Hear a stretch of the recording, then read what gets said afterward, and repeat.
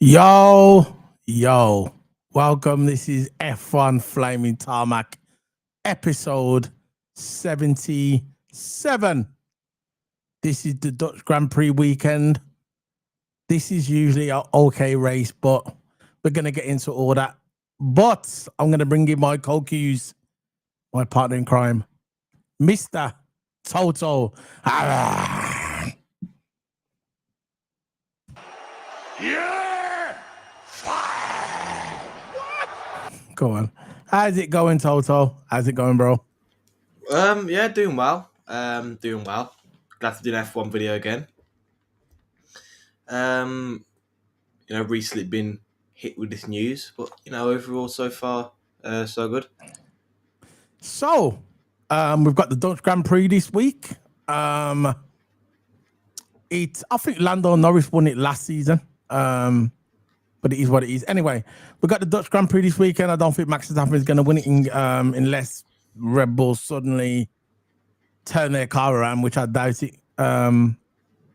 It's probably going to be between Lando Norris and Charles Leclerc. Yeah. So we'll talk about that in a minute. But the big news, really, what broke the other day, Toto, is what do you think of Cadillac, man? But listen, most of us knew that Perez was going to join Cadillac, innit? That was basically obvious. But Bottas, man, getting a drive, I'm happy for him, bro. I think it's a good move for Cadillac going forward. Look, they're a new team, American-based team. You going onto the grid, and I reckon it's a really, really good move having two experienced drivers there ready to go. I don't think they could take any risks with having rookies there. Because look, it's a new team. They want to be good in Formula One in the future. They want to win championships, I guess, in the future. So they want to set up the car in the right direction. That's why it's good to get two experienced drivers who are both challenging for the championship. Bottas a challenge for the championship. Perez a challenge for the championship before, if you say challenge for the championship. But there's two drivers that can develop the car. And I think it's more than good enough than signing rookies. I think it's a better option than signing rookies. Because, rookies might be an up-and-coming driver, but they're more likely to destroy the car. They're more likely to destroy resources and cost the team more and more money. Because them Formula One cars, we all know, it's a pretty obvious answer. They are expensive cars. And the more the rookies... we see it this season, man, with the rookies crashing out, resources being damaged for the car, but I think it's the right way forward for Cadillac. They can't afford cars getting damaged and the cost cap of the team being stretched out. They don't want that to have. But look, it's a good driver lineup. It's a good driver lineup. They got experience there going forward, and they will be, more towards developing the car day one. And I think it's a great move for the two drivers. Yeah, I think it's a brilliant move. I'm sorry about this. I'm just getting multiple messages on my WhatsApp regarding the news that's going around. We know what's going on. Yeah. But I think it's a good move for Cadillac.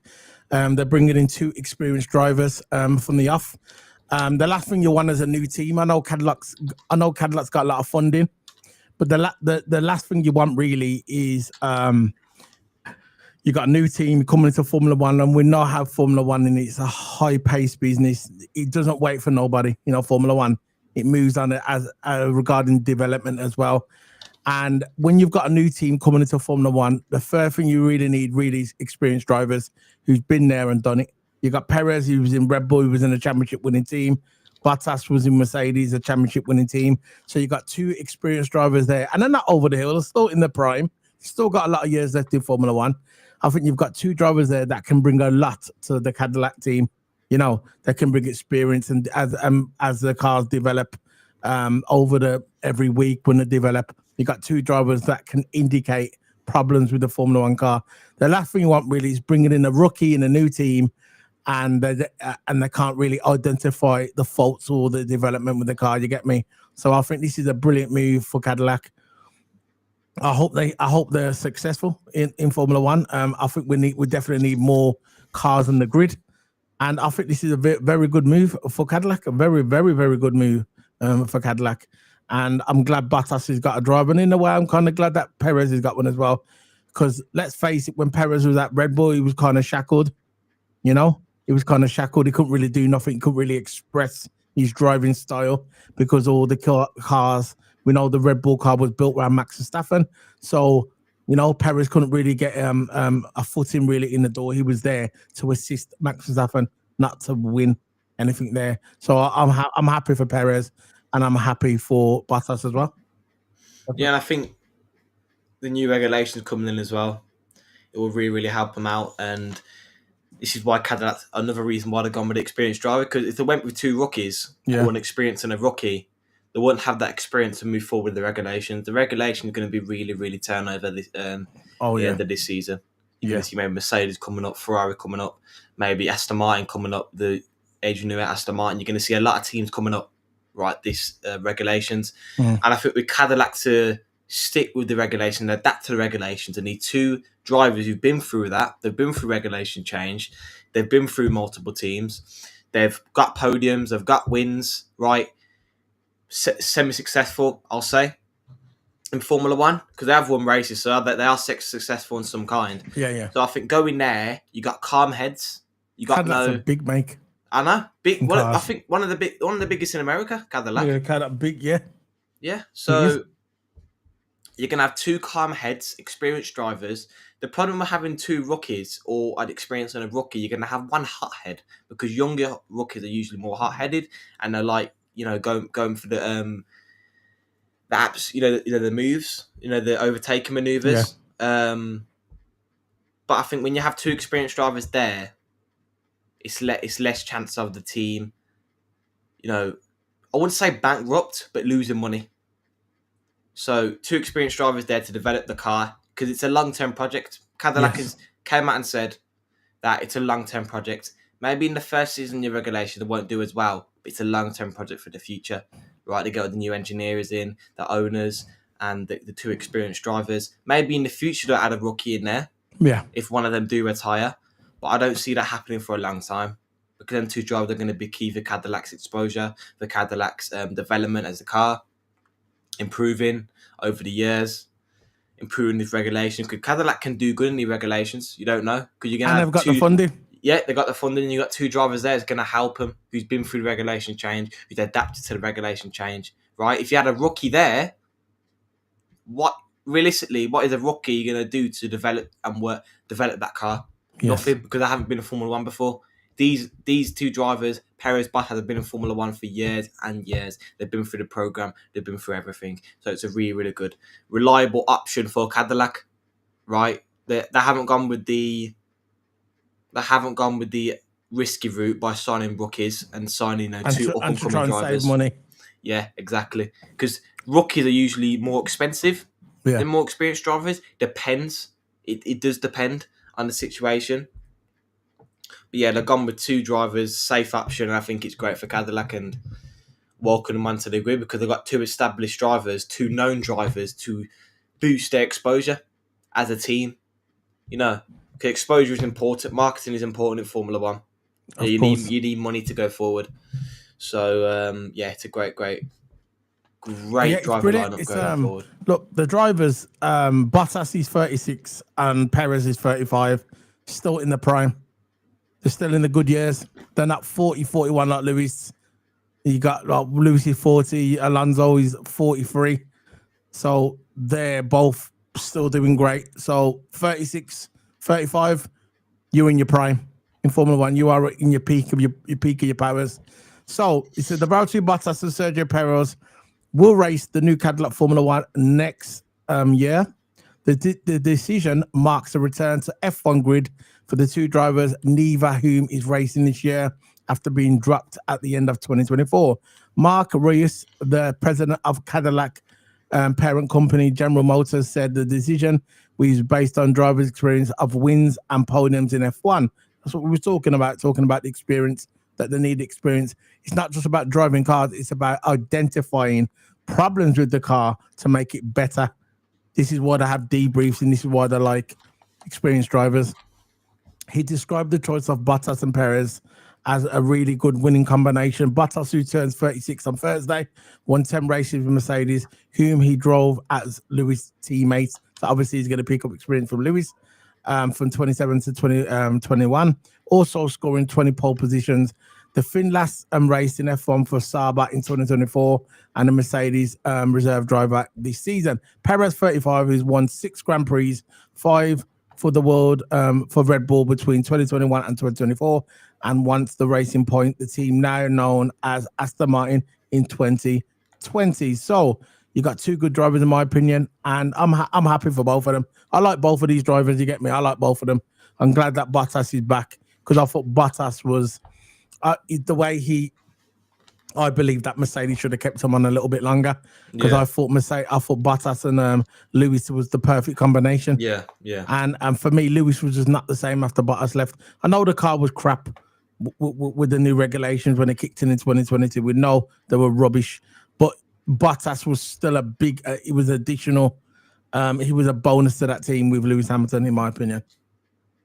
Yeah, definitely, and it's a very, very reliable for Cadillac. And Perez has said it's a huge responsibility for Perez going there. I think Perez will be the first driver. I'm not sure who's going to be. I think they'll both be equal. True, but they are both excited to be there. Perez excited for the project, Bottas excited for the project. When you have 2 happy drivers there that have no egos, that have no rivalry with each other, the team's just going to go forward even more. They're going to work so formidably. Yeah. And you just got to watch out for Cadillac in the future because, they might not be good in the first season, the other regulations, but maybe 4 or 5 years' time as Cadillac gets more developed and the drivers help set up the car, it will be all good for Cadillac and it's going to be a good for the future. Perez, you all know, he's got 527 starts, 106 podiums, 16 race wins. So, you can see how experienced he has 527 races in Formula One. So, again, it's his 15th season in Formula One as well for Perez. Yeah. So, again, having that, I'm going to repeat myself again, having that experience there will help a lot. It will help a lot, right? It's very, very unexpectedly to have 2 experienced drivers there because usually it's either a rookie or experience and a rookie. Because you had the experienced driver to teach the rookie and the rookie learn from the experienced driver.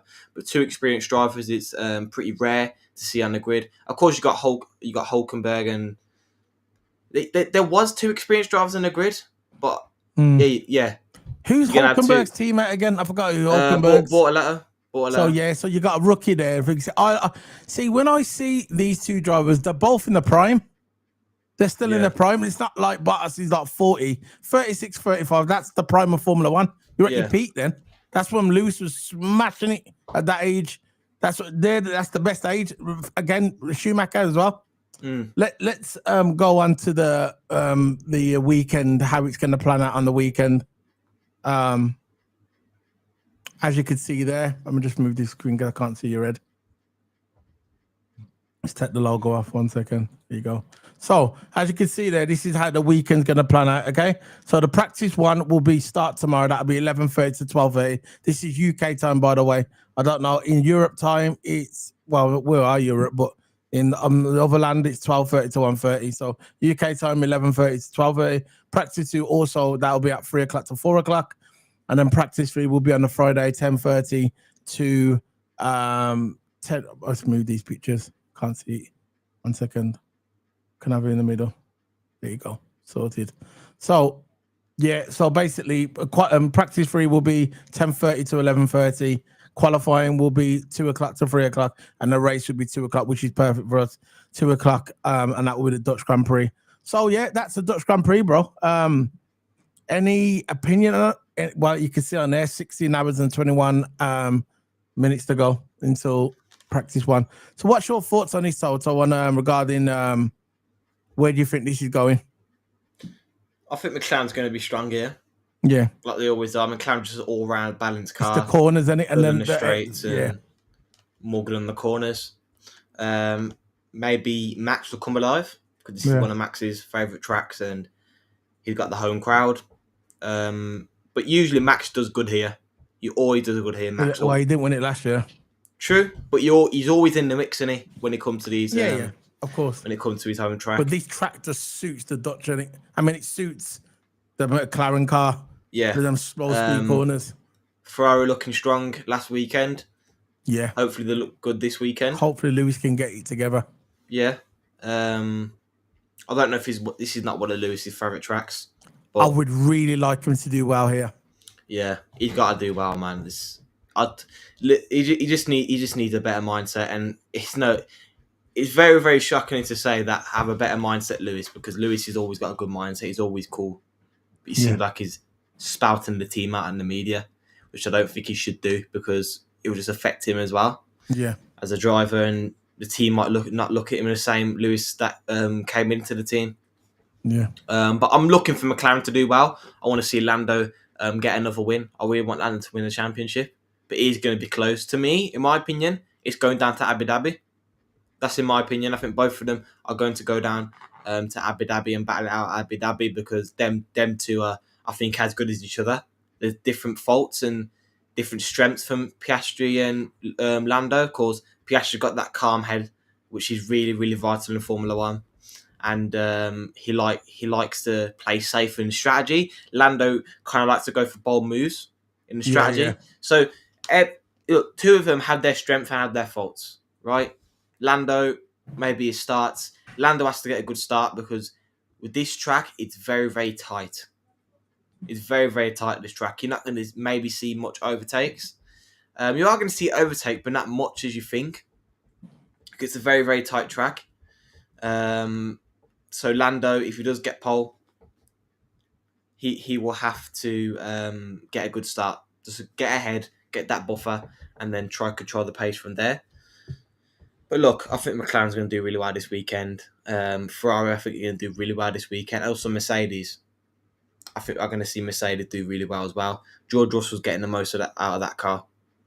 He's doing really, really good in that car, George Russell. You can see how George Russell's the vital part for Mercedes. Of course, Mercedes haven't got a confirmed driver lineup for 2026 yet. Yeah. Antonelli, we don't know. No, I think it's going to be Russell because Russell. I think Max said that. I think it was just before the break. He said that he's staying with Red Bull. Yeah. Yeah. All right then. So he's not going anywhere. He's staying at Red Bull. Probably be Russell and Antonelli again when it's confirmed. I think maybe they would have got rid of Antonelli. I don't think they would have got rid of Russell, you know. That's what I keep telling people. Russell, he's been smashing it on F1. Yeah. He's been doing nothing. Why would they get rid of Russell? I don't understand. I'm not. See, the thing about it, right? Antonelli's a rookie, but I think if he would have continued on this trajectory that he's on, don't get me wrong, he's playing good. But why would he get rid of Russell? He's in his 20s. He's only 26, isn't he? 25, 26. At the peak of he's at the height of his powers, smashing it, getting podiums. Why would you get rid of Russell and take that gamble and keep Antonelli? It does not make sense. So I think what would have happened is if Max would have decided to go to Mercedes, I think they would have got Antonelli, put him somewhere like in Williams temporarily, and then when get more experience in a lesser team, and then when Russell finally leaves Mercedes, bring back Antonelli. Yeah. You know, like a buyback clause. That's why I don't think they would have got rid of Russell. Because Russell's that experienced driver, isn't he? They wouldn't have got rid of Russell. He's been there for years, and he's still young. Exactly. The guy's championship material. He's definitely championship material. The Mercedes just need to click on next regulation because Mercedes could be a problem for next regulations. And Ferrari because they're doing well. Yeah, Ferrari. You're going to watch out Ferrari Mercedes next. It's all about engine power. It's going back the way it was before now. Yeah. None of this stupid ground effects. I know. The worst thing they ever done in Formula One, the stupid ground effects. But anyway, that's it, man. So the weekend starts soon. This is F1 Flaming Tarmac episode 77 in the bag. And I want to thank everybody on Twitch who's watching us on Twitch. I want to thank everybody on my channel. Also, it's streaming on your channel as well, your side channel, TOTO. Oh, yeah. It's streaming on your side channel. Anything to do with Formula One, it all streams through yours as well. Even though this is our channel, that's your side channel. So it's because it's racing, I'll stick to the racing on yours. So yeah, man, that's it. Anything to say before we head off, TOTO? I'm just saying, look, bring on the Formula One weekend. It's going to be a good weekend. Yeah. I think this is the first weekend back from holiday because I did miss a weekend when I was on holiday. You missed 2 races, I think. Yeah, exactly. So you look forward to back watching Formula One, really. Yeah, man. Big up to you. Big up to everybody. And Formula One, enjoy the rest of the weekend. And remember, guys, the review for Formula One will probably be on Monday. And that'll be it, man. Big up. That'll be the debrief. And also more news coming if anything goes live later. I'm letting it probably be just me on my own. As soon as anything goes live later, boom, I'm live. So, see you later, guys. Big up to everybody. And big up Toto. Thanks for joining us again. It's a pleasure having you on the channel, bro. It's our channel together. We built the channel together. The subscribers are going up as well. The last video we done, the likes are going up. Yeah. And this is the what it's supposed to do. This was our dream, innit, Toto? Yeah. This is our dream, man. I've got to change the intro for the Formula One. You know what? I got that one, and it's got solo on there. I've got to change it to Keep It Sports and you. That it's an old one. But big up to you. See you later, Toto. Yeah. Boom. Where's your big mouth now? Where's your